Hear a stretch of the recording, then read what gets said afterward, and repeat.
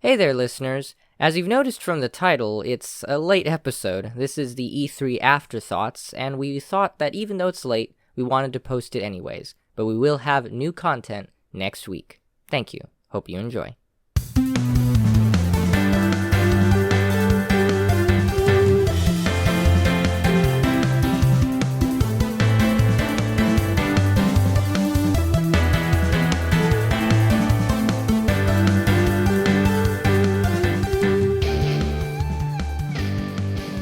You are listening to Modern Retrospect, Retro Hits and Modern Bits. I'm Joseph. And I'm Yovan. This week we're doing a follow-up on E3 for Microsoft and Nintendo. We're going to take a look at what's announced and give our opinion and thoughts and see what we got wrong or right last week. And we also get to see who owes each other's lunch. If you like what you've been listening to so far, subscribe, rate us, or leave us a message if you're feeling extra generous. Alright, Joseph. So E3 has, we're technically in the middle of E3 still, right? Companies are still showing off their games. Funny enough, I think actually today might have been the last little hurrah, I think, for whoever's left. Microsoft had their extended presentation. Yeah, but I don't think anything else is happening after that. I think they actually, it's kind of funny, they announced their extended presentation about, I would say maybe on Tuesday when Nintendo had theirs. So I think they kind of snuck it in there because many people thought the end was going to be like at least the 16th for like the award show. I forget if the award show happened on the 15th. But yeah, Microsoft snuck in a little more to basically have the little last hurrah at the end of E3. So I don't think there's anything else actually anymore. I think we're actually officially done. Yeah, overall, I thought it was kind of like sort of like a weird E3 compared to other years, Sony was missing. Everybody's still kind of trying to get a little, their bearings a little bit from last year. And it was good to have E3 back, yet it just felt a little off, especially without Sony there. Yeah, that's true. I mean, but technically Sony's not necessarily been at E3 a few times. They still kind of were relatively close. They had a somewhat of a presence. And I think it's just because some of the other companies also had a not so big of showings this year either. So it's kind of strange that Microsoft and Nintendo were the two ones out, and I feel that it's just I'm a little on the fence about it all. Like, I enjoyed Microsoft and Nintendo, yet I don't know, I feel like there was a lack of oomph, if you know what I mean. Like there was just something missing. I just felt like I expected, if you listen to the last episode, I expected Microsoft and Nintendo to be like home runs, like to hit the ground running and just be like bombarding people with wowzers. They both had good presentations. It was just missing that extra wow factor and excitement I normally get. That they were just, there was a lot of single and doubles, but not a whole bunch of like bam wow, like oh my god, like Joseph, did you see that? Oh my god, like just a lot of like, oh okay, oh cool, that's cool, just it was good. It's just, I don't know. I guess I figure since developers have not shown a whole, or these publishers have not shown a lot of games, especially because of Corona, that they were gonna come out swinging and just let everything out of the bag. But so there's two sides to this Microsoft and Nintendo thing, and Microsoft actually, I thought that they had a really nice string of games. Like their presentation, you know what I liked about their presentation? It was the guy came out and he's basically like, hey yo, so we're gonna show you games, hope you like it, and then bam bam bam that's bam exactly bam what bam I was gonna bam. say. Game after I liked game. How it was just. Yeah, I just like how it was just trailer after trailer after trailer. I'm like, that's what I'm here for. Exactly. And then somebody would come out, and I'm like, oh great, here's a token talking head. But they're like, yeah, you guys having fun? Okay. Bam, bam, bam, bam, bam, bam. Now, unfortunately, a whole lot of those BAMs were 2022, and some of them were even 2023. So it was kind of like a mirage. Like, oh my god, look at all these games. Oh well, now let me go back to playing I don't know, some Xbox One enhanced game or something. So they had a lot of cool stuff, but they did that whole Sony playbook of like, look at all the things we have. coming 2022, 2023, 2024, coming in the near future. Like, it's like, okay, awesome. Like, once you kind of get down to the real meat and potatoes, you're like, wow, gosh, you didn't really show me a whole lot of stuff for 2021. Like, I'm excited that you announced all that stuff. It's just, I can't play it anytime soon. And, and I actually think Microsoft had more like game after game after game after game after game after game. They had more to show for sure. Yeah. But that's kind of unfair, because if Nintendo said, okay, well, we're going to show you our stuff from 2022 and 2023, I'm sure their direct would have been just as equally like, bam, bam, bam, bam. But they stuck to more 2021. And in that sense, while maybe not as exciting in some ways, it's more, concrete, more, something that you're actually going to be able to get your hands on this year and play. So, and we both know Nintendo. Just because they didn't announce, or they didn't kind of give a whole bunch of wow moments, that doesn't mean that in a month they're going to say, hey, another direct coming. Or that's true, closer to closer to I did holiday. Feel a lot of people said there were certain things that were missing, that Nintendo even said, like, oh, don't worry, like stay tuned, like, we'll have more to share on these things, like, later. And it is easier for Nintendo to pull that off, just for the reason that they're normal at doing Nintendo Directs and Nintendo Direct Minis and Nintendo Direct Partner Showcases. I mean, that's normal for them now, so people expect a continuous amount of content. That's why the whole, before, especially, the whole Sony won E3, like, Sony, demolished Microsoft, they won E3. Well, yeah, Sony would show, they showed Spider-Man like 4 years in a row, right? Like, they have a tendency of announcing games like 3-4 years before they even come out. So yeah, I mean, if you want to make a list of games that are going to come out from now up to 4 years in the future, yeah, you could win E3, get people super excited. But then these people are like, do they even realize they're not even going to get to play the game until 4 years from now? One thing I have noticed, at least with Sony, is while they do lately these days announce some games that take a while before they come out, they have been a bit better at only showing off a lot of a game when it has a closer release date now. No, it seems like Microsoft kind of jumped on their kind of playbook of like, let's put a list together that's really badass, but you ain't touching anytime soon. You ain't gonna play this anytime soon. At least not a lot of these. But okay, well, let's get down to the games, right? Let's talk about it. Yeah, let's talk about it. Let's focus on Microsoft, since, or at least first, since they're the ones that had the first present. When was it? Was it Sunday? I think it was Sunday. It was Sunday. Yeah, Sunday was the first big one, I guess you could say. No, I generally do enjoy Microsoft's presentation. I think their presentations are pretty slick. They're pretty cool. They've learned a lot. I would say that these companies have learned a lot from Nintendo. Microsoft, if you look at the presentation from a couple years ago, there's slow plotting, just a lot of talking heads, a lot of filler BS. And I think both Sony and both Sony and Microsoft have really learned a lot from Nintendo about pacing and, just keep it moving. Even Nintendo has learned. Remember directs from a couple years ago? They would take 10-15 minutes to talk about a game. Xenoblade 2 comes to mind, where they like spent like 10 minutes, and people were like, oh, this is boring. Like, the direct is 30 minutes and you just spent 10 minutes talking about one game. So Nintendo, if you look at their most recent directs, they're just really fast paced and down to the point. And if they're gonna elaborate on a game, it's usually like the Smash thing, where they talk about the moveset at a later time, or it's one of their bigger titles that's been worked on in a while. Like, it's basically one that requires more attention. Yeah, and even then it's not that much. Or their wonderful treehouse things with Microsoft has kind of taken a page from their extended preview today. That felt very much treehouse kind of, and the guy who was talking, I don't remember his name, but he was really good. I like him.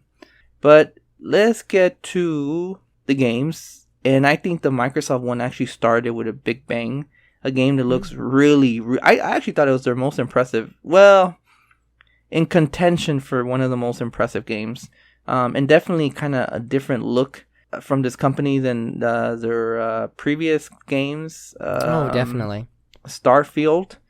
Oh yeah. Starfield I mean, just that has was such a, that was announced. I think what was it? 2 years ago. and it's a Microsoft exclusive. Mm-hmm. Which actually, funny enough, the Bethesda CEO actually apologized to Sony fans. He's like, "I'm sorry." He's like, it's one of those things. Like when you're with a company, there are some big games that are just gonna be releasing straight up on that.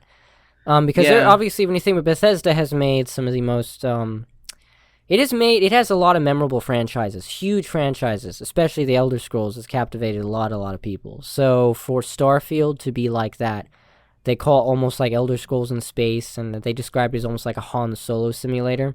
It looks like it's very cutting edge, and I thought it was a bit pretentious when they said one of the most anticipated games of all time, or of like this year or whatever. And first I was like, wait, what? And I'm like, well, I barely heard about it. But then I realized, like, no, you actually look at the polls, and you actually look at what people have been really wanting, and yeah, people really wanted to see more Starfield. I do feel what they showed was very little, which kind of made me a little sad, like a little disappointed. It was more kind of cinematics, but it looked really good. I mean, what they showed, and I'm okay with that. I mean, if next time they show the game, they still show kind of the, the brief cinematics, then yeah, it'll bother me. But I don't have a problem with it. I think it was effective. I think that, I had no idea what Starfield was or what it was going to be about, and what I saw got me really excited. It's kind of very different. Grounded. It's very grounded. Yes, but yet it's going to be, they said, very, very sci-fi. So yeah, and I'm actually really intrigued by that. So yeah, and I mean, come on, Sony fans, they know what's up. They have a bunch of exclusives themselves. Sony is notorious for not playing nice with other, no, you cannot crossplay with, we want to make sure we deliver our fans a great experience by keeping them away from you filthy, cross players. So like, that sounds weird. But well, I mean, don't get me wrong, they've slowly because it, but it's taken forever. They're a business. They got a lot of shit for their stupid policies, and they're like, you know what? No, we're cool too. We're gonna let you guys cry. We're just kidding. Come on now. Like, yeah, I mean, they don't have a great history with playing nice, right? So, Microsoft, I'm not a big fan of buying other companies and not letting everybody play, right? But it is what it is. Microsoft opened the bank, and they needed exclusives desperately. Yes. Right? And this was the fastest way, like in typical Microsoft Do fashion, I find buy what you need. Yeah. Do I find what's hilarious is you have like people who are doing that thing. As I said, I sometimes I find the Sony and Microsoft a little back and forth kind of funny, where, Sony fans like to make fun of Microsoft, saying, look, Microsoft's got no games. They love to say that. Microsoft's got no games because they don't have any exclusives or that many. And then you have this big game, Starfield's like, hey, we're Microsoft or Xbox exclusive. They're like, wait, what? How dare you? And I'm like, but you just said we don't have any games. And I think that's pretty funny. That's a funny contrast right there. But as I said, it's just, it looks good. It looks really good. I'm actually very intrigued. I just wish I could have seen more. One thing that I remember you and I talked about last week was we really talked about how Game Pass was just so amazing. And I think this Microsoft E3 did nothing but hammer that point home. Like, what was it, like 27 of whatever game? I mean, literally almost every game they announced, whether it's coming out this year or not, most of them not, they're all going to come up. It stings less. Like, it takes away some of the sting of like, damn it, I'm not going to get to play this until next year, most of these. But that's okay, because when I do get to play them, I don't have to buy them. I could just, play them on Game Pass. They were hammering that point the entire presentation. Day one, Xbox Game Pass. Day one. I think we nailed that part of our kind of prediction episode. And I'm so glad that they're doubling down on Game Pass. I mean, how amazing is it you and I or anybody is going to be able to play Starfield from day one on Game Pass? Really, most of the games they announced there is just Game Pass, Game Pass, Game Pass, Game Pass. So yeah, and a lot of them, I have to say, a lot of them, even though there were some quick ones that they showed, there were, as I said, while some were not like what they call like, as I said, those big, hits that I wanted to see, like I was really hoping for. I do say it, in all essence, they were great looking games. Like there was one game I was interested in called Somerville, and I liked the aesthetic. It reminded me of Inside, but it looked very sci-fi. and what like was going on around. I love how it started off very like plain, and the way the character is with his family. He's like running around with his I guess say his wife and daughter, and then all this crazy stuff starts happening, and it almost looks like there's an alien invasion that happened, and it struck me as I really liked the feeling of it. And then you had like a Plague Tale, a sequel to a Plague Tale, and I know you talked about how you were playing that. Yeah, I was pretty Innocence, Plague Tales and Innocence. That came out of nowhere for me, and I was really hyped because, the original game, it wasn't like my game of the year, kind of thing, but I thought it was pretty good. And to see that studio, which is obviously really talented, is getting to do a sequel in that world, their art direction is just amazing. So it looked, and it said in game, I was like, this is very impressive to look at.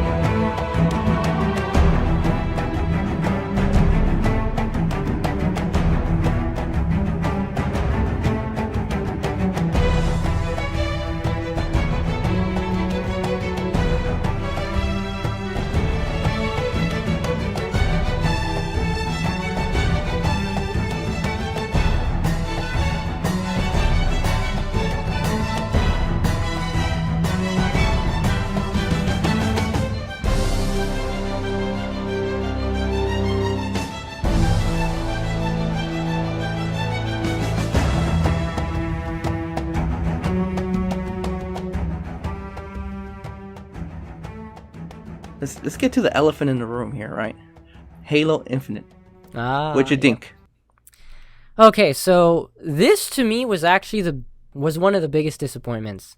I actually felt I wanted to see way more Starfield, but at least it was a taste of something. I was disappointed that they didn't show it, but Halo Infinite for me was quite a bit disappointing, and that's coming from someone who's not the biggest Halo fan. And it's just for me because they showed off a single player segment where he's like jumping around this area and he's talking to this, I guess you could call it like a counterpart, Cortana copycat.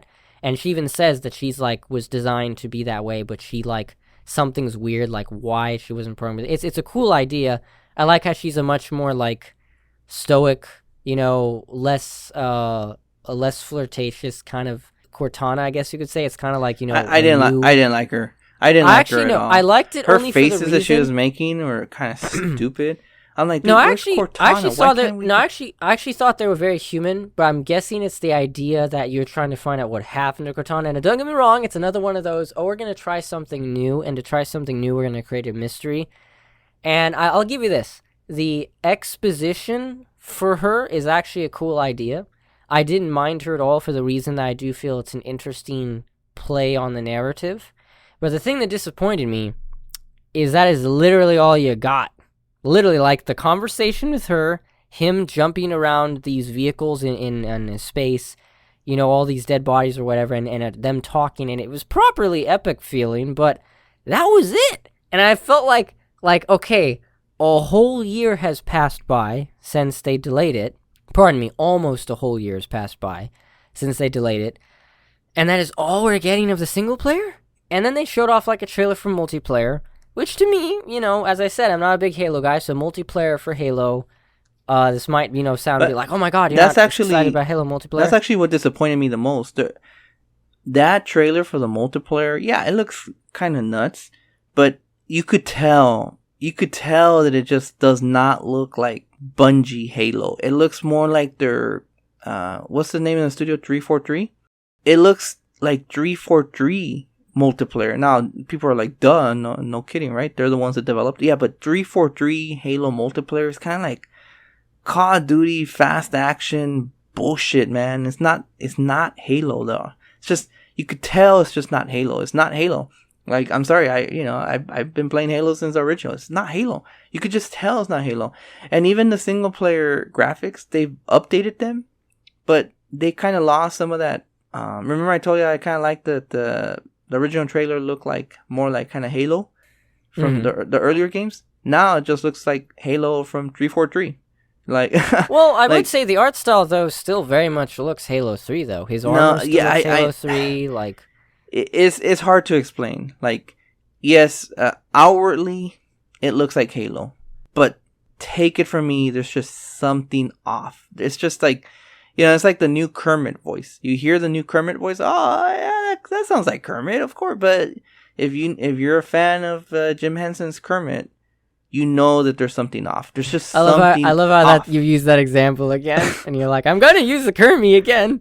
I've been waiting for that one, but yeah, I mean, look, there's not a whole lot to talk about because the multiplayer they didn't looks show nuts. off a lot. Yeah, they didn't show off a lot. Yeah, you're right, and what they did was like, the multiplayer kind of looks off. I mean, it's insane what they're doing. I might play it just because it looks nuts what they're doing. And hey, day one, right? Halo. So why not? Yeah. So day one on Game Pass, and yes, you're kind of right. I feel like you and I still need to go through our little Halo 5 thing that we plan to do, but I am it's funny. I'm excited to see how Halo Infinite turns out because it is new. Okay, I'm very big on being interested in very new things.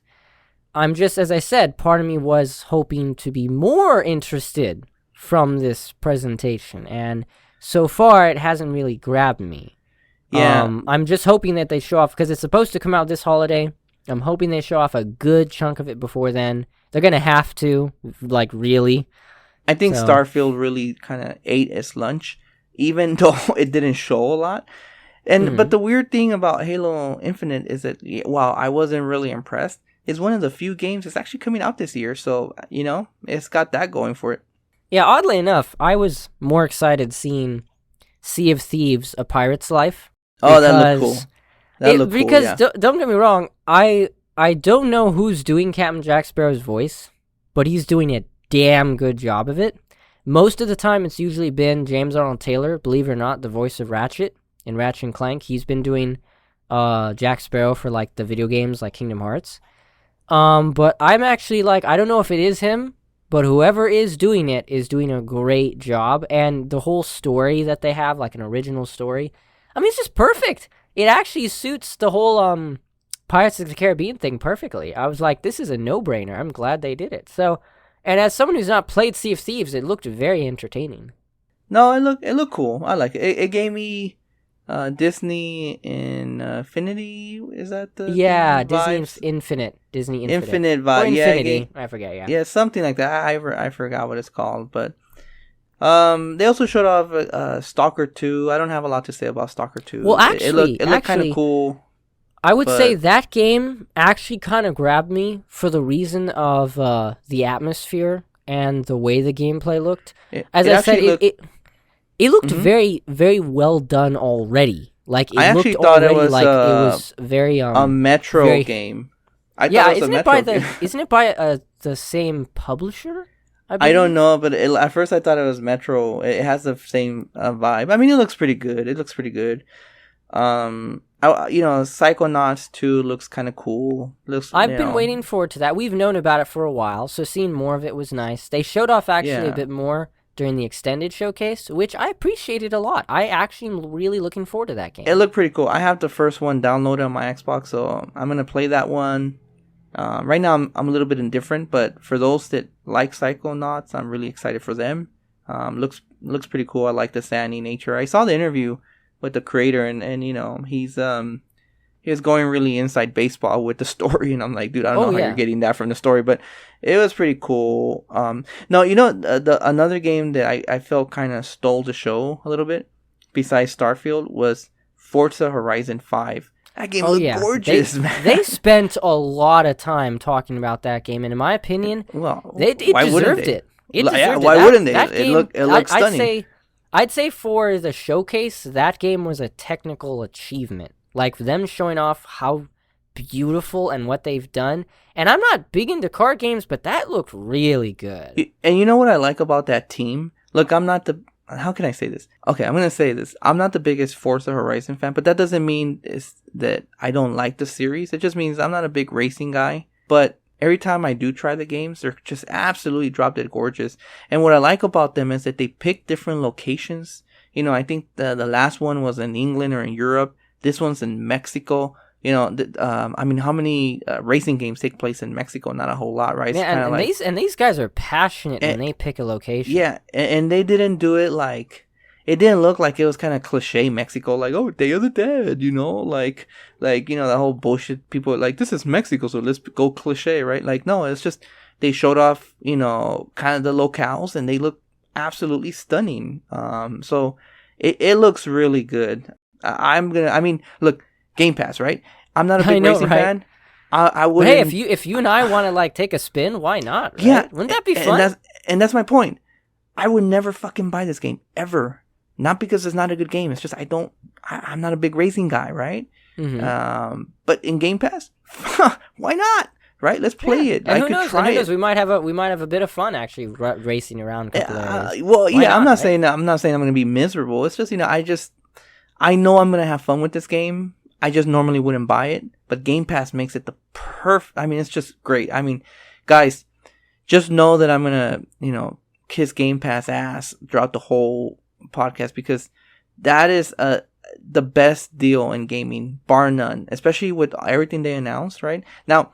Joseph, let's kind of rapid fire through some of these. Oh, well, I can rapid fire through at least two of them real quick. Yeah, but before, let me give this one, right? I don't have a whole lot to say about this one, other than it probably had the best trailer of the lot. The Outer Worlds 2 tongue-in-cheek was just hilarious. God best damn, trailer. That trailer was great. That trailer was great. I love it when everything that we've talked about, what we want to see, what we want to see more of, what we're disappointed on, they took that whole concept and they ran with it. Like, that was a genius Their trailer was better than Halo's trailer. I'm just going to say it. It was hilarious. I know, it's blasphemy. It made me laugh. And you know what? Now I'm interested to see what they pull out. I am very interested now just because of that trailer. Yeah.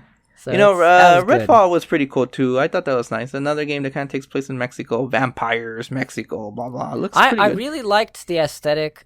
I felt, though, that it was not the right one to end the showcase with, because it was a CGI movie. Trailer. It didn't really show gameplay. Yeah, I mean, I'm all for Eidos Montreal. I love Eidos Montreal. They've made Deus Ex games, Dishonored games, and this is the team from Dishonored, so I know it's going to be something pretty special, because as I said, those guys are really good, and I like the concept. It's just, I really felt it should have been, like, not the end, because it was just a CGI trailer, and that was a little, you know. Now, quickly, getting into two ones I want to touch upon. Atomic Heart, I don't know if you've heard about it, but that's actually a game that's been in development for a long time. And it actually has had super Bioshock vibes for the longest time. It looks so weird and cool. It's hard to describe what it is, but it's almost like pseudo 1950s technological age, like, craziness. And it's just, and the art style is great. It looks great. I'm actually really excited about it. I'm just kind of sad we don't even know. I think it was 2022 again. And one of the big ones, oddly enough, it being the least graphical looking one, I so wanted to play, and that was Replaced. That game looks great. I love me a good smooth pixel art, beautiful game. That game looks interesting. Very, very interesting. And then last but not least, the thing they showed off in the Microsoft showcase, the extended, was just some developer talks of Hellblade, along with kind of a behind the scenes at the second game, which I actually thought in the last episode that it was going to have a huge trailer and a big presence, but I guess that they're doing a lot of work. And I have to say, I was impressed that they talked about going to Iceland. They're, you know, photographing the whole place, kind of like, you know, the things that companies do when they want really detailed stuff. They're making clothing to scan in, and even the actress is like been training for 2 years in combat, and the animators themselves had to train in combat for the action that they want to have in the game to be more like brutal or visceral and stuff. And I have to say, they're going all out with that new funding from Microsoft, and I just think that, at least, despite not seeing much from it, just a couple snippets, is actually very impressive. Yeah, and I agree. Kind of looking at the whole E3 Microsoft show what do you think? What are your thoughts? I mean, I have mixed thoughts myself, but I'll let you give your opinion first before I kind of close it off. Oddly enough, I'd say watching the presentation, I thought it was good. There were a couple things in there that I thought were like, wow, that looks very exciting. But then the constant 2022 was a bit of a, But then it might be also a blessing for the fact that literally there's almost a game every single month this year, whether you're a Sony person, Nintendo person, or Microsoft person. So part of me is like, maybe it's good that they were in 2022. But overall, I thought it was good. I felt they could have done better in regards to a couple of titles. And I did feel that after the presentation, when they actually had a showcase or a little montage during the Microsoft Extended of all their Game Pass stuff coming out, of games that are coming out now and games coming out later, I thought that made me more excited, and I felt they should have shown that off at their presentation to at least, finish it all out. So I kind of was, as I said, it was good. I wasn't blown away yet. There are games there that I'm sure will blow me away later. And that's the funny thing. So I felt Microsoft did good. I was just hoping, as I said, for a home run from them. But it was good. What grade would you give them? I'd give them a 7. Because I would give it an 8, but I was kind of disappointed on a couple of decisions they did. So I'd give it a 7. It's kind of funny I'm critiquing them. And even though while some of the stuff they showed off are probably very impressive and the day one passes are great, I don't know. I felt like 2019's E3 was bombshell compared to this one. They were on all guns blazing in 2019. So I did kind of feel like 7. I'd give it a 7 this year. Yeah, while watching it, I had wow, this is cool, but yet at the same time, wow, I'm kind of underwhelmed. I had mixed feelings throughout the whole thing, and even afterwards, I had mixed feelings. A lot of cool stuff with a lot of it could have been better. But, after reflecting on it, and especially right now talking to you about it, I think the fact that, obviously the 2022 and 2023, that stuff sucks, man. That's why I was really bummed about the show, even though there was a lot of cool stuff announced. They were doing the whole Sony thing. But the difference between them and Sony is that this stuff is going to come to Game Pass. So, that's true. Just right there, the fact that this stuff is coming to Game Pass, it takes off the sting, and I'm going to give it an 8, right? Because, the whole Game Pass thing. If it wasn't because of Game Pass, so definitely like a 7. Unusually generous of you, Yvonne. Well, I'm in a generous mood. But, yeah, solid show. Could have used more 2021 stuff, but solid overall.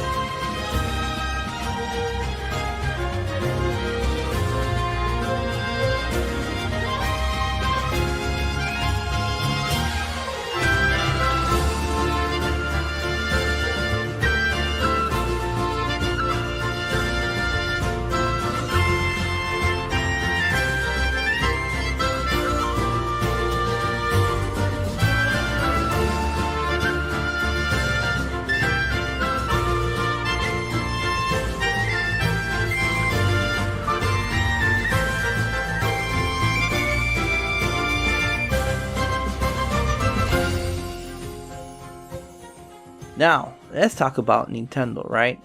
So they started off, I think, quite predictably because where before Smash Brother character announcements were at the end, Nintendo has kind of settled on putting them at the beginning of almost all their directs. Very much so. I suspected Super Smash Bros. From the beginning. Yeah, same here. And I actually thought this trailer was, really, really cool because I'm not a fan of the character, right? So I'm not Mishima. I'm hoping I'm right, from that Tekken. Right, yeah, from Tekken. Yeah, I don't get me wrong. I did not see that coming. I'll give him that. I didn't either. Look, at least it's not a sword character because fuck sword characters at this point. But Yeah, I'm not the biggest Tekken fan, but you know he's cool. I know Sakurai is a big fighting, fighting game fan. He used to play fighting games all the time before. I'm sure this is one of his, because I think I heard before that there's characters that Nintendo picks and then there's characters that he picks. I'm sure this is one of his picks. I'm sure Banjo was a Nintendo of America pick. Well, yeah, it kind of reminds me of a Terry Bogard. That was probably like absolutely, yeah. Sakura I actually was really way more excited for that because I grew up with. I love how he got into the history of it all. You can tell this guy loves his history. Oh, he absolutely does love it. Yeah, and that trailer with him like just throwing all the Smash characters over that cliff, and then Min Min, morbid, that was but awesome. But it was funny. I love the Min Min bit. That was just funny. Yeah, when yeah. Tried to throw Min Min off. I was like, oh, that's perfect. Or Kirby throwing Kirby off, and we all expected Kirby to come back. People actually say that because he made so many Kirby games, he's got a purposeful soft spot for Kirby, kind of like how Kirby survived the whole Annihilation. Yeah. And I love how he's the only one that survived the drop, and the guy's looking down like, wait, why didn't I hear a splash? Yeah. So, weirdly enough, there's not a whole lot to say here because they showed up some of the moves and, I'm sure they're very faithful. We know we're going to get. Yeah, they're very faithful to his moveset and the character. Yeah. Now, we just got to wait for the actual kind of mini direct that's based on this character in Smash Brothers to know more information. But I felt about this character the same way I felt about the Microsoft presentation. I was excited, but yet a little underwhelmed. So, but it just kind of bolsters Smash Brothers' legacy of whoever you are. If you're worth any kind of anything, you need to be in this game because this game is the Hall of Fame of video games right now. It is. You could almost see the characters fighting each other to try to get in this game because this is where the elite of the elite of the elite come. Now, this roster is uncanny, unmatched. I mean, even if you're not a Nintendo fan, no other game like it with it. Even if you're not a Nintendo fan, you're not a fighting game fan, a Smash Brothers fan, you have to bow down to this roster. It's just absolutely epic. Yeah, if you were to show anyone like during maybe the Brawl era, because I know they started doing some really weird things. I mean, technically they went pretty big on the idea of even adding in Snake during the Brawl Snake was era. Huge. Snake was a huge Snake deal. And Sonic were like mind blowing, right? And look at where we are now. Yeah, I thought it was funny that a lot of people said though that even if you saw the roster for Ultimate, the Wii U and 3DS one, like you had Cloud and you had Bayonetta. Yeah, so I mean, it was if you saw any of those characters or saw a roster, a leaked roster of like the Wii U version, I already would be like, it's an April Fool's joke. You would have thought it was an April Fool's joke. Completely.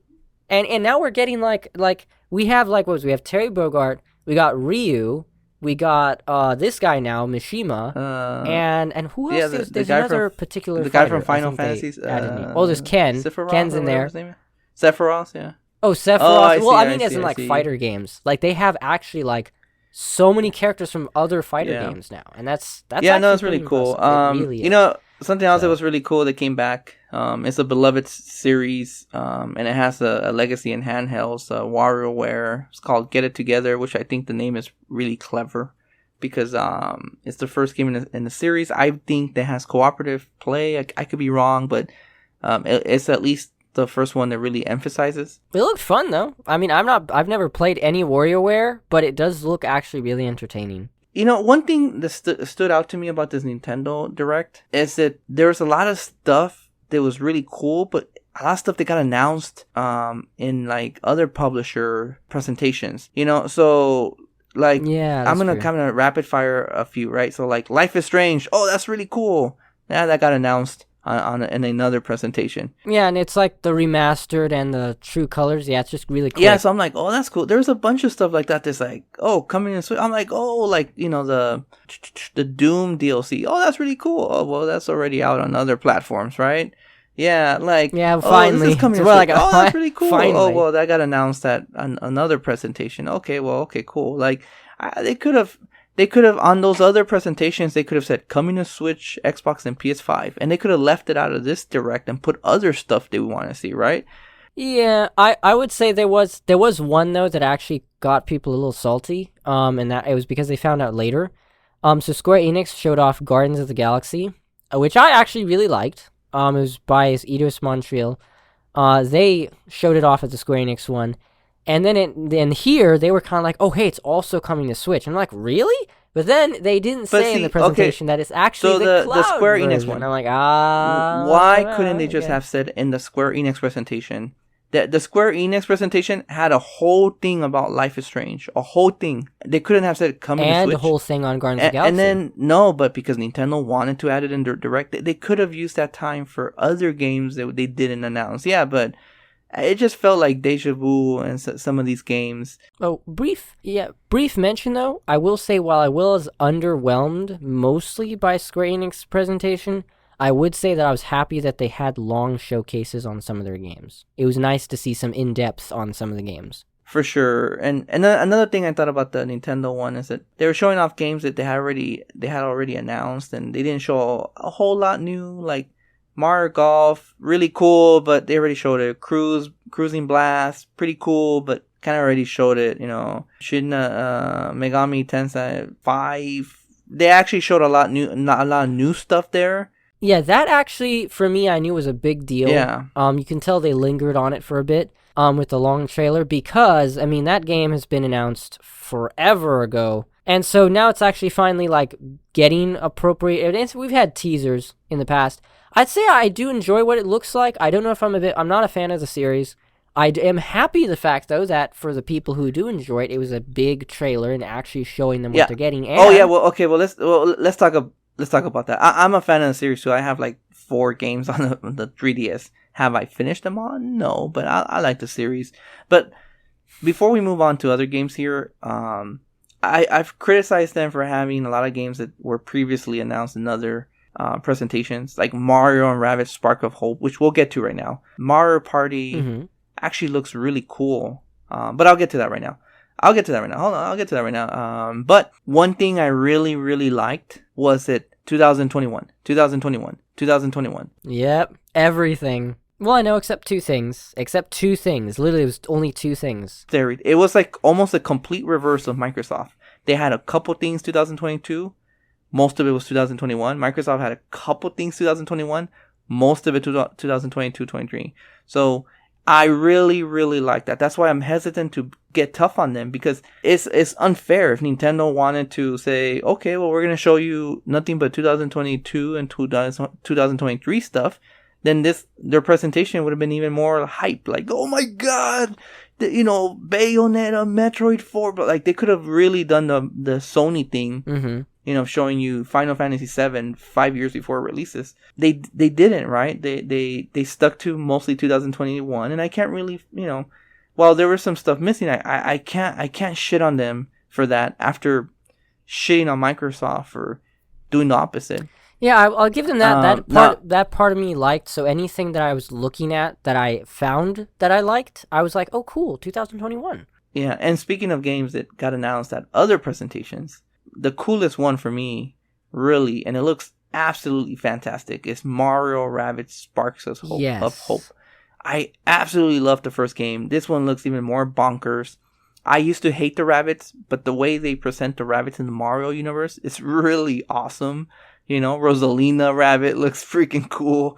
Peach Rabbit is like my favorite character. Yeah, it looks like they said they're actually changing how you move around the environment. It's more free roaming, how you can walk around. It is. Oh no, I almost thought they said that's how they wanted to change up the strategic way you move around the environment, is giving you more freedom to actually pick wherever you want to stop. I wonder if they want to get from the XCOM comparison, because they kind of they put the Mario universe wrapper over XCOM gameplay. Let's be real. But yet somehow created a great game, like a really good game that a lot of people were actually looking down upon originally. Look, if you take the XCOM formula and polish it in the Mario universe, I mean, absolutely, it looks freaking great. How can it not, right? And I didn't criticize him for that. Like, why wouldn't you take a great idea and iterate on it?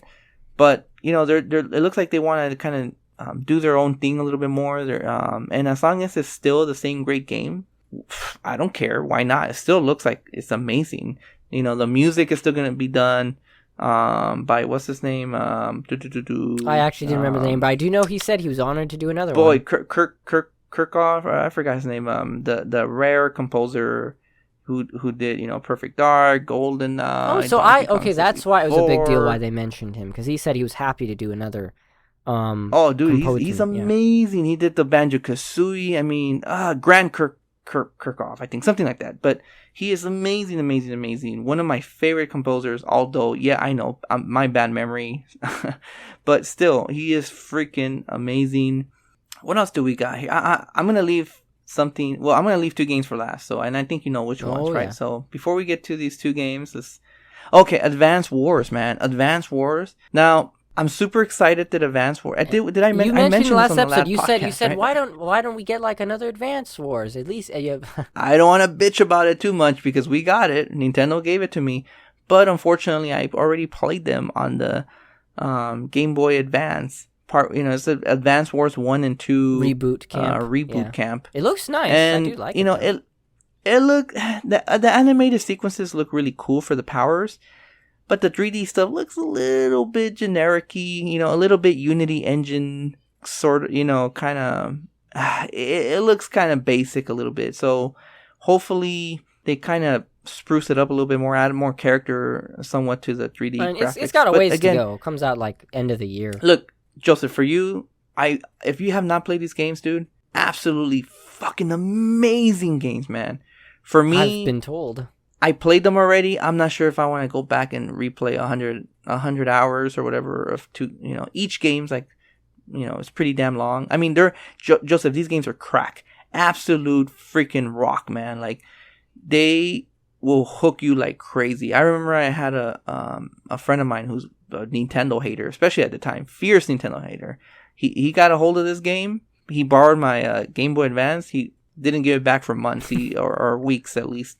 He put like 200 hours, 300 hours. It's insane. This game stole his life for a period. Wow. So I didn't know it was like that. I recommend these games. They're amazing. Cruising Blast.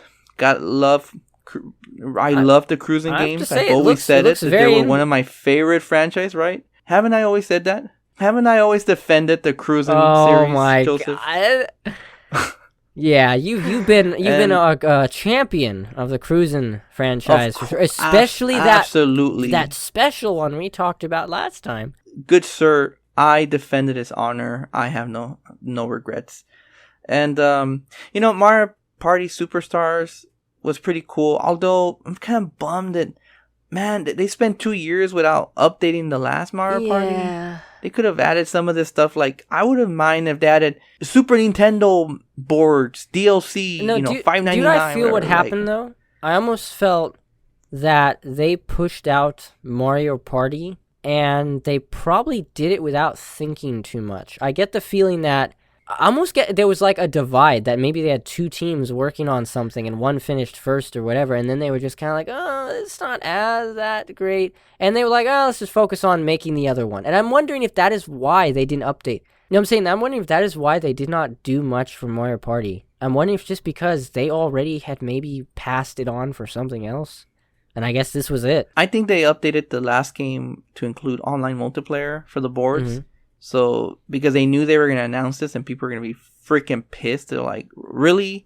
You're making us buy a new game to play online multiplayer with the boards? Yeah, I mean, I think shitty. It looks better. It does look better, in my opinion, than the last Party. game is really fun. Yeah, this one looks really cool. And look, those N64 Mario Party games are absolutely legit. They're amazing. They're some of the best in the series, especially part 2 and 3. Some of the best in the series. So, for them going back to the well with those games, but like the graphics are stunning. I know it's weird saying that for a Mario Party game, because actually those graphics were pretty bad back in the day. The characters were super blocky, the boards were blurry. Even for N64 standards, the graphics weren't great. But the graphical updates and get in cherry picking from some of the best games in the series, like mini games. That's pretty cool. Like, I might dip in this game if I had people to play with. Oh, yeah. But, yeah, so, all right. Let's get to the heavy hitters, right? Oh, yeah. These, Joseph, I know everybody was waiting for these games, right?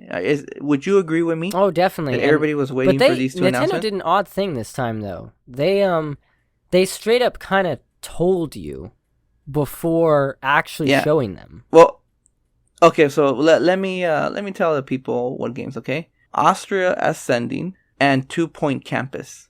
I think those games were like no. I knew you were like this. He's pulling my leg here. I'm like, he's totally doing that. I'm like, okay, yeah. Of course, I'm talking about Metroid Dread, not Metroid 4 Prime, not Metroid Prime 4, but Metroid Dread. Officially, Dread the has official been Metroid 5. That's what it is. Yeah, which is funny because they kind of pulled like a sly one. They're like Metroid 5, but they didn't use the Dread title until later because that's like a rumor title, like a rumored Metroid title for like ever now. Actually, no, it's not even a rumored Metroid title. It is actually a thing that was inputted into the Metroid Prime games in actual lore. Oddly enough, oh really? Like, okay. It was almost like teases in Metroid Prime. And I believe Metroid Prime 3, there are little mentionings of a Metroid Dread. Funny enough, in actual database entries. And so a lot of people theorized that it were little hints at a particular game that they were going to make. But that was like 15 years ago. So, and he even said it was an idea that he's had for 15 years. So this is kind of like a sequel. Not a sequel, like a direct sequel. No, actually it's a direct sequel to Metroid Fusion. In the sense... No. What I meant is... You know the 3DS game? Was it Metroid Returns? Yeah, that's just a remake technically. So. Yeah, Samus Return. Yeah, the remake. This is... What I mean by sequel, I mean in the sense that it's the same studio. Oh, okay. The same art style... the same mechanics with the parry system. Like this is it's not a direct sequel to that game as far as the story, etc. But it might as well be because it's just is continuing the same style, gameplay, etc., etc. Well, a proper term we like to use that is a successor. It is a successor to Samus Returns, but it's a direct sequel to Metroid Fusion. Yeah, didn't I say that? That's what I said. Oh yeah, sure, that's what you said. Catch up, all right? Catch up. But I would say that for me, when they first said Metroid 5, and they straight up, as I said, they kind of just straight up told you, like, hey, we're working on Metroid Prime 4, but we've got a new Metroid game in the 2D genre, like, to show off to you. Like, they straight up, like, told you. They had to make sure that they mentioned that they were, like, don't worry, we're still working on it. Put your pitchforks and torches away. We're still working on this game. But in the meantime, here's a nice little appetizer. And now the graphics were underwhelming. I'm gonna say it straight up. Graphics were underwhelming. I would actually say here's no. It looked on the for Switch. It looked underwhelming. It didn't look like a AAA title. It looked more like an indie. Allow me to make an argument. Oh boy. So of course, the trailer when they first showed it off, there is this weird haze that they have when she sees the Emmy. And I've actually looked at actual gameplay footage from the Treehouse Direct. That haze is not there unless you go into a room that has the Emmy inside it. And so it's kind of strange. So the trailer, not only was I watching it streaming, which did lower the quality, but I've actually looked at the Treehouse Direct videos. Oh, it looks way nicer. I kid you not. Like, it's kind of weird to say this because I was a little underwhelmed by it too. And I did watch the videos where they actually showed direct footage. And it's a lot better than you think. Yes, would I say is it like top tier? No, it's not top tier, but based on how the art style has a very clean aesthetic and how it is running at 60 frames a second, which I do appreciate, I actually, when I saw the direct live videos, I'm actually okay with it. Because I actually really do think the videos look much better if you watch an actual video of the gameplay. But every time you go into... I hate the fact that they do put a kind of haze when you're in a room with an Emmy. It kind of puts this kind of weird film grain. And unfortunately, that film grain does not do that type of graphics any justice. It actually kind of hurts it. It's not a bad looking game. It's just, it's not a technical marvel either. It isn't, but I'm okay with it for a 2D Metroid game. I'm totally fine with it. Yeah, no, look, this is a weird argument to make. Am I okay with it? Yeah. Does it still look nice? Yeah, but they didn't pull up all the stuff. Like they could have made a just absolutely drop dead gorgeous 2D Metroid here. I mean, really put up all the stops. Kind of like Ori and the Blind Forest, how they kind of go all out and they just make a drop dead gorgeous 2D game. But instead, they kind of said, "Nah, we're gonna make an okay, nice looking game, but it's not pushing the Switch in any way at all. It's almost more like a budget release, kind of like a $20 Metroid game." My opinion is gonna be. Okay, for me, I'll put it this way. Ys 8, right? Ys 8. Does it look anything? And hell, Ys 9. We're on Ys 9. Does Ys 9 look anything like what you expect to see in 2021? And I think I know why. There are some developers. That's different. No, let me finish. There are some developers made by Nintendo. No, let me finish. Let me finish. No, but Nintendo has the budget and resources. But Nintendo though does do a very particular thing that every now and then kind of hurts it. Every now and then, there's some companies that they basically forego graphical improvements for long amounts of time because they spend more of their time on either gameplay mechanics or getting certain things right and to feel a certain way. Now, technically, this is Mercury Steam. Mercury Steam actually has a very good penchant for making graphical-related things, but one thing I did notice is usually their stuff usually took a hit a couple times when they focused on graphics over gameplay. Not to say that their games are bad. Their games are actually pretty good, but there's something always missing in their games a little bit when they play. They're a great company, but there's always something a bit missing when they make the games. And I could give it a slight leeway, only for the reason that I do know that it could just be that their focus wasn't 100% visuals. Because funny enough, the guy said that the reason why he held off the idea of Metroid Dread for the longest time, I forget his name, but he's been in the Metroid franchise forever. He's always wanted to do a sequel to Metroid Fusion, but he said that he felt the technology wasn't there to do some of the stuff he wanted. And in my opinion, it's mostly due to the fact of how the gameplay mechanics work in that game. Like, most of the animations and the way they use the camera, the way the Emmy moves, the way everything is paced, I would say certain effects in it are lacking, but based on the amount of attention to detail on just animations alone and what they're trying to accomplish might have taken more precedence because that's what he wanted for the technology currently right now. So that's the only leeway I can give it. Could I say that, yeah, they could have thrown way more people into developing this? Probably, but who knows? Probably a ton of it's being worked on Metroid Prime 4, so you never know. I just think it looks okay. For all I'm digging the art style though. She has probably one of the coolest outfits she's had in a long time, so I'm digging the art style. It's like Mario Odyssey is a really nice looking game, and if it came out and it looked okay, it's like, well, they focused on the gameplay, and they really want to focus on the gameplay, and it just looks okay. I mean, granted the Switch isn't the most powerful system, but I've played enough Switch games to know when it could do more. Now, okay, now look. Hold on, quickly moving into that one little segment, I'm going to jump on this really quickly, since you mentioned that. Yeah, every single Switch rumor completely false on it possibly being shown off before E3, being shown off at E3, being released around October. That completely went... There was not even a mention, not even a thing in regards to a Switch Pro. It was literally dead on arrival in this Nintendo. I didn't mention the Switch Pro because it wasn't worth the time. No one in their right mind thought there was a Switch Pro announcement in this E3. Yeah, that's what I'm hearing. Nah, not at all. Anyway, I think I even said that in the last podcast. No. There's no way in hell. You don't get me wrong. You were basically on the opposing side of it. So unfortunately, that's one lunch. Easiest lunch I've ever had. Oh, whatever. But I'm just saying, that since you mentioned, because this is a Switch, part of me is kind of like, gotta address that small little caveat that we talked about last episode. So yeah.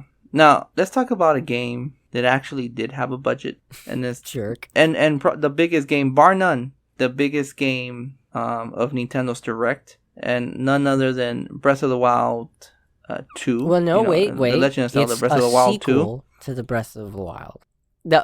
I'm just making that joke because they mentioned that. They said, it's normal that people call Breath of the Wild 2. We just call it the sequel to Breath of the Wild. And they did say They're Now, keeping the subtitle hidden for now. oddly enough, the first thing that came to mind when the trailer started is, now this is how Skyward Sword should have looked like. The remaster. But oh well. It shall never be. Because look, when Link was falling through the sky, it was beautiful. Skyward Sword style, it was absolutely those gorgeous. clouds, man. I don't know what technique they're using, but it was gorgeous to look at. I'm telling you, I swear to God, this is what the freaking Skyward Sword remaster should have looked like. And that opening sequence when he's falling through the sky. But yeah, it was not to be. But anyways, you could tell the obvious improvements from the Wii game, the Wii U game through this one, which is, those clouds look. Nintendo's art direction, man. It's beautiful. Their art direction. That game looked more stunning than some of those Xbox Series X games. Now, I know people's minds have just exploded. Because, like, oh my god, it's a Switch game. From seeing that, though, I got a big Gravity Rush 2 vibe. Seeing that graphics. I got Skyward Sword. No, I meant the graphical. I meant graphical. The graphical look of the. Yes, you're right. Through the clouds. Because Gravity Rush has a very similar cell shade and how that looks. So remember, your brother and I were having this discussion about Breath of the Wild looking more stunning than some Xbox X games or whatever, right? This is what I meant. The art direction. That art direction with that sunset, those clouds, those floating islands, and that you could obviously get to using some mechanic. I mean, dude, this game was just freaking stunning, man. Just gorgeous. So, they didn't show off a whole lot. The music was kind of weird, although they're doing that, playing the music in reverse thing to kind of, I think it fits the theme. I think there's some kind of theme as far as reversing time or something like that. I think so, based on the raindrop. They hit the raindrop kind of going back up. Yeah, and then him actually reversing. You can actually, his powers, he can reverse actually the path of objects now. Yeah, I just didn't like the music. I hope that, the last game, Breath of the Wild game, one of the biggest disappointments of that game is the music was very much lacking compared to previous entries in the series. Well, I actually, I don't know. Well, for me, God, here you go. This isn't a defense. This isn't a thing. No, this ain't a defense. I actually really, really liked Breath of the Wild's music because one, I didn't. What? No! I gotta stop you right there. I never said I didn't like it. Mm-hmm. Well, no, I'm saying it lacked music. Well, no, I would say I'm actually on the opposite fence of that, where I don't feel it did at all. I actually don't feel it did at all for me. It absolutely did. No, look, dude, let me tell you. For me, it was perfect. No. It was perfect amount of music. Okay, look. The Legend of Zelda. When you think of Ocarina of Time, you think of the music. Yeah. You think of Link to the Past, the music. You think of Link's Awakening, the music. You think of the original, the music. The second game had great music, right? Majora's Mask, Twilight Princess, hell, even Skyward Sword had amazing music, right? You think of Breath of the Wild, and very few people, other than yourself, very few people will think of the music. Well, was it odd? Yeah. Did it drive the point home of the Breath of the Wild aspect? It was just missing music. Now, for me, in a lot of places, I just put it this way. I enjoyed the direction that they put. Yes, would I say what I've liked maybe like a music on the title screen, which don't get me wrong, I feel like they stopped doing that ever since Skyward Sword, which I wish they wouldn't. That they had kept the whole intro. Every intro had like a music and a little like movie, like Ocarina of Time, Wind Waker, Twilight Princess, all those games, even the DS games, right? Phantom Hourglass, Spirit Tracks, all have really great openings with music. Yes, in my opinion, that is absolutely, I always love it when they do that. I'm sad that they stopped doing that ever since Skyward Sword. It was actually one of the biggest things I noticed when I turned on the game. I'm like, oh, they didn't have that thing. Now, Breath of the Wild did a similar thing. I know they're going simpler, but yes, in my opinion, that is the only thing I disliked, was the having an intro song. That's the only thing I feel I disliked. But for Breath of the Wild, it's hard to describe it. I could go on a whole video on this. I'll just basically say, because of how it was handled, I had no problem with it. I really enjoyed the music in it. But yeah, I could fill a whole video on it. I'll just say, yeah, I enjoyed the direction. All right, well, there we go. Let's get back to Breath of the Wild 2. I hope it has more music. No, I mean he does. The producer no, is they known. did The producer's known to actually, as I said, listen to a lot of little quibbles here and there and complaints. And hell, he improved a lot from Skyward Sword to this. So I'm sure they'll probably have more music. Again, the trailer was actually, it was not the epic trailer that the original game had. While it was stunning visually, it just didn't give you that whole, it just wasn't the same kind of epic trailer. Again, the music was kind of like funky. God, I hope that's not the music throughout the whole game, but it was kind of funky. But, the game the trailer pulled off. It did what it needed to do, which is get me super hyped for that game. It just it looked amazing. I want to play that game right now. Curious on the fact of how they're going to incorporate being able to traverse the whole original world. That it seems like they're adding new things to the original world, but then they're adding this whole extra layer. And I'm curious as to why, since they copied Avatar, maybe you could tame a dragon. And then ride your dragon up into how the hell did they copy Avatar? In what way did they copy Avatar? Anyways. Dude, you fell right for the trap. I mean, come on. Whatever, they did not copy Avatar. Oh, okay. All right. You're right. You know what? I'm sorry. This is the second time I do this. Not copied. Since they were inspired by Avatar and some of that movie's art direction. I was kind of joking, but if you do have some kind of Skyloft type bird where you could get there, now I'm not sure if you will, because they showed that mechanic where you kind of warp through like under the island and up into the surface. But if there was a way to fly up, it would be really cool. I wouldn't mind, kind of Xenoblade Xenoblade X kind of scale. Yeah, Yvonne's favorite game. Yeah, because if you think now, this is probably where you could kind of see the Monolith influence, because if you think about it, Xenoblade X had a similar thing where it had all those floating platforms up in the air that you could get to once you got the scale. That's true, actually. I mean, they have some pretty big things in there. I did wish that the trailer was just a bit more. I was excited to see it. It's almost like this was a tease. It really was. If they didn't already tease us, this was officially the big gameplay tease where they actually show you gameplay. But it was a tease nonetheless. Yeah, and if we criticize Microsoft for its kind of short Halo story trailer, then we absolutely got to knock Nintendo for the same there's thing. There's only one big difference. There's one big difference that I'll give you. The Nintendo Defender here. I only give one big difference here. The big difference here is it's Zelda. I'm kidding. Okay. The big difference here is that I didn't see any gameplay. I didn't see any gameplay. No, you nailed it. For Halo. You nailed it. The biggest difference here is the Zelda versus Halo. Come on now. Okay, fine. I will say I am more interested in Zelda than Halo, so yes, there's a bit of a pass on that. But the one caveat I can mention is at least I got to see gameplay, like actual gameplay.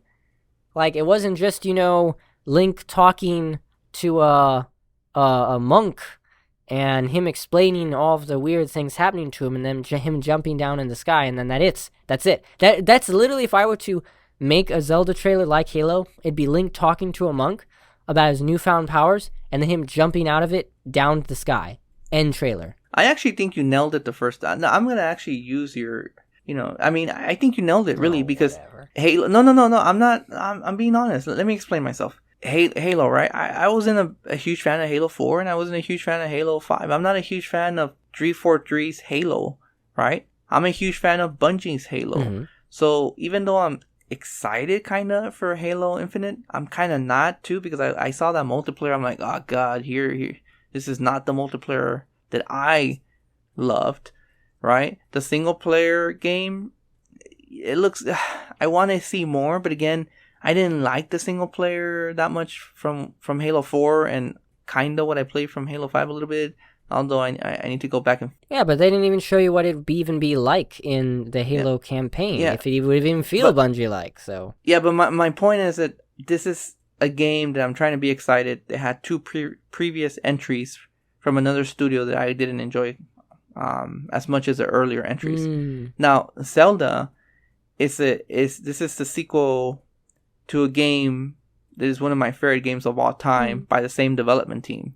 So you weren't far off where you could criticize both trailers for the same thing, but yet I'm giving Zelda way more leeway because It has I a know this game's gonna proven fucking track be good. record basically already. Absolutely, because the last fucking game was great. Now, if Halo 5 was fucking amazing and the multiplayer was fucking amazing, then I would be like, yeah, they didn't show a lot, but I don't give a shit. It's Halo. I'm excited. But, the Halo had way more to prove than Zelda. That's true. Zelda you're gave right, us actually, enough because for us to be like, yeah. You're right, because Nintendo, as I said, is very good at that whole, show very little unless you have something really good to show. And it's kind of funny because, Halo had the little snafu of being showed off and people critiquing the hell out of it, right? And then they're like, oh, we're delaying it. So it does have more to prove. With Breath of the Wild, they were like, hey, 2 years ago, they're like, hey, we're coming out with a sequel, look forward to it. And now they show it off and people are like, yes, finally. They don't really have much to prove. They're like, we're going to give you an amazing experience and we will show you more when we, get closer to release. So, and yeah, that and Mario and Rabbids is literally the only 2 games that said 2022. Like, that I thought was impressive. Yeah, and, and Halo Infinite is the sequel to a very divisive game. Zelda Breath of the Wild 2 is the sequel to one of the greatest games ever made. Yeah. In the history of games. I can't deny that. Yeah, yeah, so yeah, well, look, I'm biased. I'm a Nintendo fan. I'm also a huge Halo fan. You know that. Oh, yeah. I've always been a huge... Now, do I like Halo more than Zelda? No. But you're just Zelda you're just just has more having leeway to, right now. unfortunately, you're under still what they call...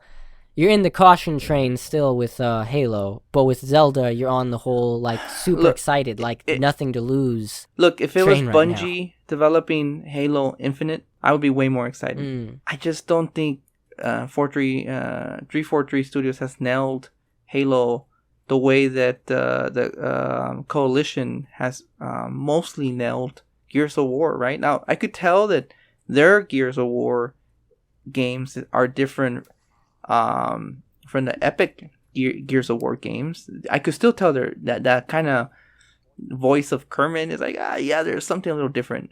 But in this case, they made it their own, and they're still pretty damn good games, right? Mm-hmm. In the case of Halo 4, and Halo 5, they're not. They're way too different. Like, they lost me. Yeah, Are they like reaching outside for you? looking. Yeah, like, look, you see them again.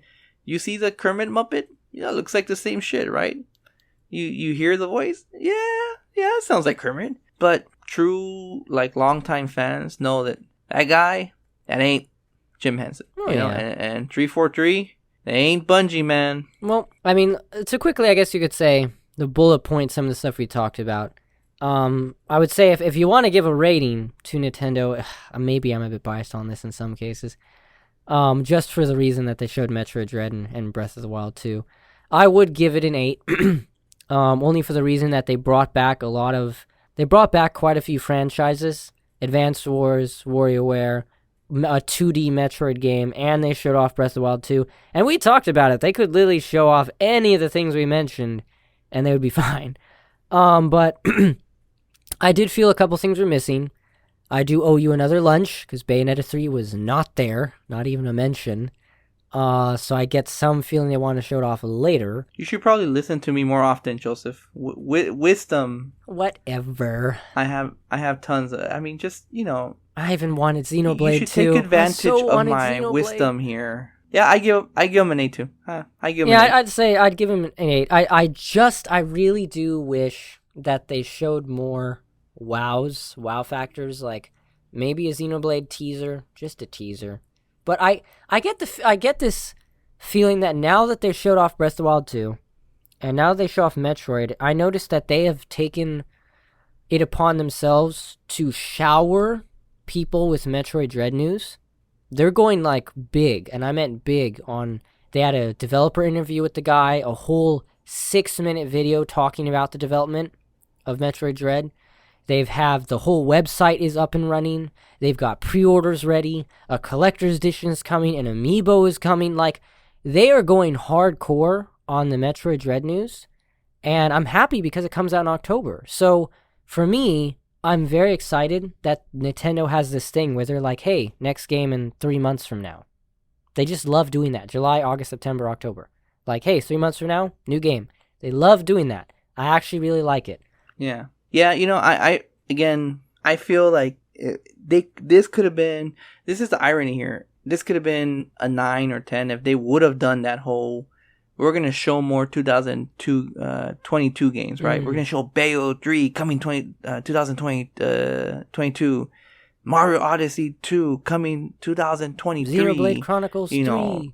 Xenoblade Chronicles coming next year. Like, imagine if they would have just those things that we mentioned would have made this close to a 10 for us because we're big Nintendo nerds. But they kept it conservative. I mean, we know this. This has been their MO for the last couple of years. They're very conservative. And they're very laser focused. They're very, very laser focused. Yeah, and they give you directs. Yeah, and they give you directs that are, oh my god, if you just added this, and this, it could have been a 9 or a 10. It's like we're asking Nintendo to tease us. Isn't that weird? We're like, please tease us, Nintendo. Yeah, and they tell us too. They're like, yo, keep your expectations in check. We're only gonna do 2021 games, and then we're still disappointed that they didn't give us more, even though they told us they weren't going to give us more.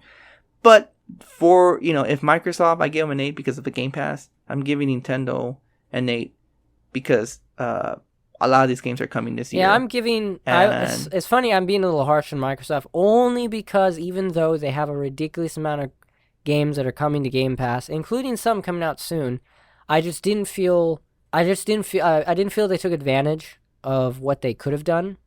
I just kind of feel like they could have done a home run. They didn't. And I just wasn't, and I felt they ended their showcase with such a whimper that unfortunately I'm just like, I'm sorry, like I'd have to give it a 7. But Nintendo, as I said, Nintendo was laser focused. There were only a couple things I was really interested in. Metroid Dread was the big one though, and Breath of the Wild 2 was, a big thing, so I would give them an 8. Yeah, and overall, I was just happy to have E3 back. I was happy to hear about games again. I was happy to see more Nintendo games. I was happy to see more Microsoft games. I was just, in general, while it could have been a stronger E3, especially with Sony not there, I actually think that this is a good sign moving forward. A sign of some normalcy again. A sign of just things kind of getting back to normal somewhat. So while somewhat underwhelming in some ways, it was still really exciting, and I actually can't wait to see what they're gonna have later in the year when there's another direct, another state of play. I'm kind of I'm excited again about the games and the game industry, and E3 was overall a success in my book, especially for these two companies. No, definitely. So yeah, I feel like we have just plenty to look forward to completely this year. Absolutely.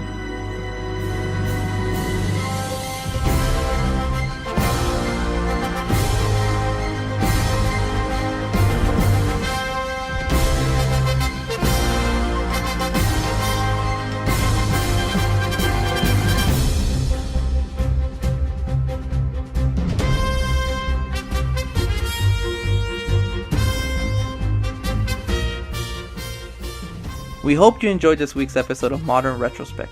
We release new episodes every week on a variety of video game topics, as well as having game-specific episodes, along with other surprises. We hope you stay tuned. You can find us on Anchor, Spotify, Apple Podcasts, and everything else. If you enjoy our ramblings, please feel free to subscribe, rate us, or leave a message through email, social media, or voice so we can hear your feedback on today's topic, or any topic for that matter. If you want more retro hits and modern bits, just hop on back. You have a good one. I give this episode an 8. Bye, everyone.